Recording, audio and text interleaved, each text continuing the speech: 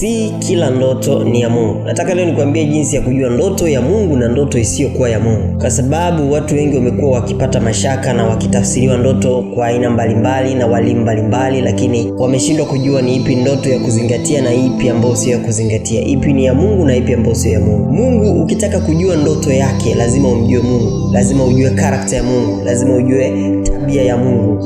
Mungu ni nuru, Mungu ni nguvu, Mungu ni ujasiri, Mungu ni upendo. Sasa haiwezekani kwamba umeota ndoto uko makaburini ukasema ni ya Mungu. Umeota ndoto unafukuzwa na mazombi ukasema ni ya Mungu. Umeota ndoto unafukuzwa na nyoka ukasema ni ya Mungu. Mungu karakta yake ni nini? Unatakiwa kumjua Mungu. Kuanzia mwanzo hadi Ufunuo, maandiko yameelezea karakta ya Mungu. Mungu si mwepesi wa hasira, Mungu sio mlipizi wa visasi, Mungu sio mwepesi wa hasira, Mungu sio Mungu ambaye ni Mungu wa wafu.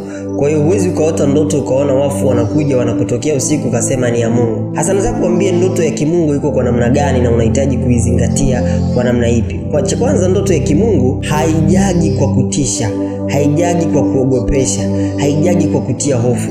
Yaani ile ndoto umeota usiku hadi umeamka umeshtuka unahema, hiyo ndoto haijatoka kwa Mungu. Hiyo ndoto imetoka katika ulimwengu wa giza.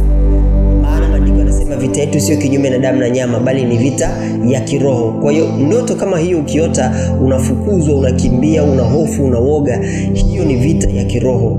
Lakini ndoto ya kimungu waga ni ndoto ya unabii, ni ndoto ya kukuelekeza nini ufanye. Ni ndoto ambayo inaelekeza njia, ufanye nini. Ni ndoto ambayo ina maonyo kwamba uache kufanya nini ambacho ulikuwa unakifanya kabla, ama kwamba njia unayoienenda sasa hivi haitakiwi kuienenda, ama sasa njia unayoifuata sasa si sawa, rudi na ubadilike.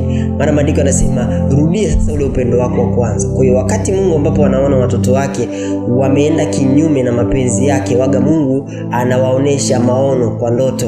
Maandiko yanasema katika kile kitabu cha Ayubu 33 ya kwamba Mungu huonesha maono ya usiku kwa njia ya ndoto.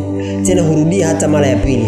Hurudia hata mara ya pili kama mtu hajasikia. Ndoto ndio maana unaweza kuona ndoto inajirudia. Umeota labda mtu anakuita, anakuambia usiende mahali fulani. Ama mtu anakuita anakuambia nisaidie, nisaidie, nisaidie, nisaidie. Tunajua karakta ya Mungu wetu ni Mungu ambaye anatoa msaada. Kwa hiyo ukiota ndoto labda kama kuna mtu anakuomba msaada, nisaidie, nisaidie, unajua kabisa Mungu wetu ni wa upendo, ni wa kusaidia. Kwa hiyo ndoto imetoka kwa Mungu, unahitajika utoe msaada fulani. Haimaanishi kwamba, na kuna ndoto nyingine ambazo zimetafsiriwa vibaya.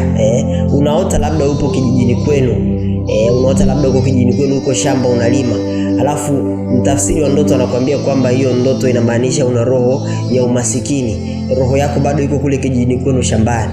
Jamani, kama ulishawahi kulima shamba, ubongo waga una kumbukumbu ya kwamba umeshawahi kulima shamba. Mungu hawezi kukuelekeza kitu ambacho anajua hauwezi kukielewa. Mungu atakuelekeza kitu ambacho una experience nacho. Na ndio maana mtu ambaye anaweza kutafsiri ndoto yako vizuri ni Roho Mtakatifu aliye ndani yako, sio mimi au sio mtafsiri wa ndoto nyingine. Maana maandiko yanasema tafsiri kutoka kwa Mungu. Mtu mwenye Roho Mtakatifu akiota ndoto hahitaji kutafuta tafsiri wa ndoto, kwa sababu mtafsiri tayari yuko ndani yake. Kwa hiyo unachotakiwa kufanya ni kumuuliza Roho Mtakatifu ya kwamba hayo maandiko, hiyo ndoto inamaanisha nini. Lakini ndoto yote ya kimungu lazima iendane na maandiko. Ndio maana hauhitaji kuwa na stress sana kutafsiri ndoto kama tayari umesoma maandiko na unayajua maandiko. Maana maandiko yanasema mtawasaidia maskini. Hasa umeota ndoto unapita kando kando ya watu wenye ufukara, halafu unasema mtafsiri anakuambia kwamba wewe upo katika roho ya mafukara. Mungu wetu anasema nini kuhusiana na mafukara? Anasema muwakumbuke maskini, muwakumbuke maskini. Kwa hiyo yamkini Mungu anakuambia ukawasaidia hao mafukara. Hata katika changamoto za kiuchumi ambazo unapitia, haimaanishi kwamba hauwezi kusaidia mtu. Kila mtu waga ana kiwango kikubwa kuliko mtu fulani, na kila mtu waga ana udhaifu kuliko mtu fulani. Kwa kiwango chako wewe unaweza kusaidia mtu, kwa sababu Mungu yeye anachokipima, anakipima moyo wako na utayari wako wa kumtii Mungu. Na ndio maana Mungu akamteua mjane wa Sarepta aweze kumlisha Elia. Sio kwamba hakukuwepo na matajiri walikuwepo, lakini Mungu akamchagua mjane wa Sarepta kwa makusudi kabisa, ili kwamba akamsaidie mtumishi wake. Na hii ni Mungu, ni makusudi yake kabisa. Alishuhudia ama aliamua kufanya hivyo ili kwamba adhihirishe utukufu wake, ya kwamba mtu yoyote akiambiwa na Mungu fanya, anapaswa kufanya, kwa sababu Mungu akikwambia kufanya inamaanisha ameshafanya. Kwa hiyo hii ndoto ya kimungu unavyotakiwa kuitafsiri, unatakiwa umjue Mungu na makusudi yake na mapenzi yake, na hayo unayajua kupitia maandiko.